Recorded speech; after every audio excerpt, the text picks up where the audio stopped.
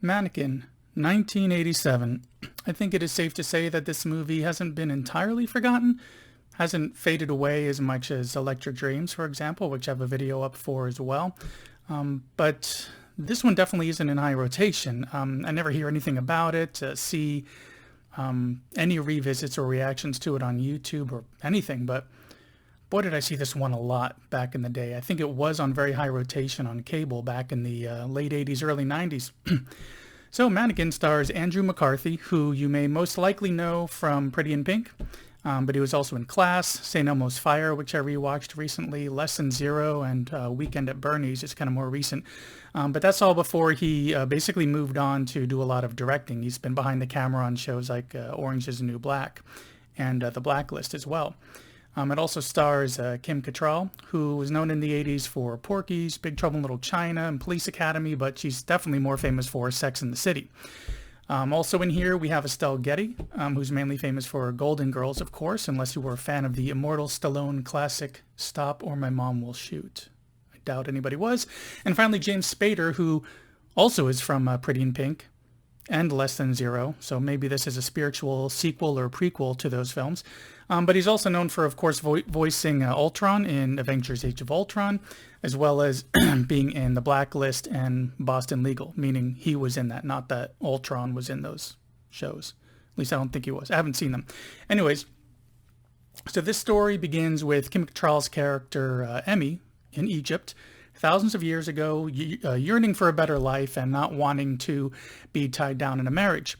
She makes a wish, pleads with the gods, and vanishes. Now, in an opening montage, we see that during this, like all throughout time, she's been basically drifting in and out of different lifetimes and everything, experiencing new things, searching for meaning.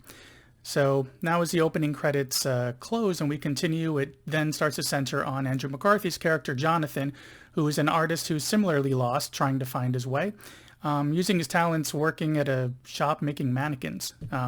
And he creates the perfect mannequin, using his artistic capability, and it took him a really long time, and he was very proud of it.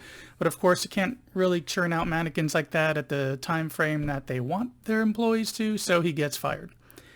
And then he gets fired from other things like trying to sell balloons, getting wrapped up in the artistry of balloon animals and stuff, or landscaping, trimming things all Edward Scissorhands style. So, his artistic side had been getting in the way. Now he's unemployed, and he's having issues with the woman who he's been on a few dates with. She's just kind of had enough of him and has kind of walked out. So he's also lost. So one rainy night, after a bit of an argument with the woman who he had been seeing, he comes across the mannequin being put to use in a department store.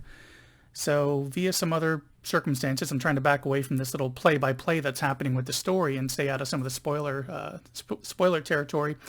He gets a job at the store as a way to at least be around one of the works that he created. And of course, because he needs money. But here's the thing, this mannequin is Emmy. She was reincarnated as this mannequin. And when it's just the two of them around each other, she's able to come alive. And so now he can spend time with her while he's also, questioning his sanity while working at this department store. Now, as he's working at the store overnight and spending time with Emmy, he's creating new displays and storefronts, using all the products in the store and using all their mannequins, including Emmy, which is getting so much attention due to the creativity that they've put into it that Jonathan's feeling, like he's actually doing something more fulfilling as an artist. Emmy's having fun with it, and the store's getting tons of business because of the attention that these displays are bringing in. This is keeping it from going out of business to a rival store. So the main conflict starts up here in that one of the higher-ups at the store, played by James Spader, who, as we all know, he plays a great asshole, he's going behind the back of the store owner, that's played by Estelle Getty, by trying to arrange a way for their rival to buy them out. So needless to say, Jonathan and Emmy push through with their work, they get more business into the store, and they're falling in love in the process. But James Spader's character has figured out that Jonathan's mannequin is his muse and his inspiration, and something isn't right, so trouble ensues. So from what you've heard, pretty unbelievable, right? I mean, first off, a white woman in Egypt reincarnated as a mannequin that can come alive, just go with it. And I mean, it actually is not as hard as you would think, you know, that to have that suspension of disbelief and just enjoy it as thinking, hey, it's a movie, let's just have fun here. Because this works, you know, it works well. It's a great mix of comedy in this with the romance kind of brewing in the background, with an interesting story going on underneath all of that. Soundtrack's good, wraps up nicely, of course, as a, you know, happily ever after kind of movie. Now, I don't really know how this movie even came to mind, but I had to jump through a lot of hoops to track down a copy because, as of this review at least, it's not available to stream anywhere on any platform. Even the sequel, they actually made a part 2 to this, which I haven't seen, but I heard it's horrible. That sequel is available on Vudu, but not the original. So there must be some sort of weird rights issue happening, just like what was happening with Electric Dreams, some of these older films.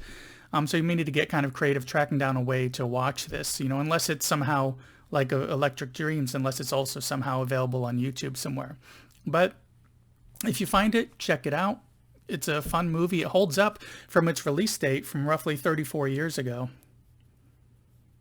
Man, 34 years ago. Probably going to die soon. Oh, sorry. Time's going by way too fast there. But like I said, it holds up. It's fun. Good balance of comedy and romance. Definitely unbelievable. So that suspension of disbelief is really needs to come into play here. But it's worth the ride. So now, ignoring nostalgia from watching this several times when I was a kid, in the summer of my youth, basically, which, considering my age and Kim Cattrall herself, likely spawning a sexual awakening of sorts. Anyways, putting all that aside and judging it honestly, I would give it a solid B for those who are revisiting it and haven't seen it in a long time, but I may drop that down to a C for those checking it out for the first time because, I'm sure that despite my attempt, I still have a bit of a nostalgia factor coming into play here, at least a little bit on my rating. But anyways, that's it for this quick little review. I hope you enjoyed it. Be sure to do all the like, subscribe, share kind of stuff, and I'll see you in the next review.